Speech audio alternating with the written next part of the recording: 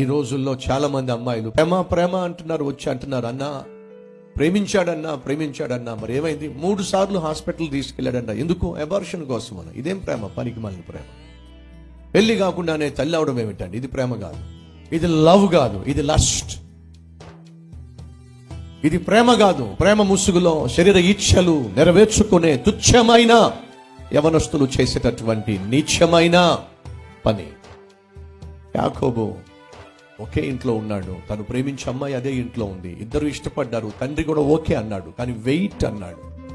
అసలు సిసలైన ప్రేమ ఎప్పుడు బయటపడుతుందో తెలుసా? ఎదురు చూపుల్లో బయటపడుతుంది, వెయిట్ చేయడంలో బయటపడుతుంది, నిరీక్షించడంలో బయటపడుతుంది.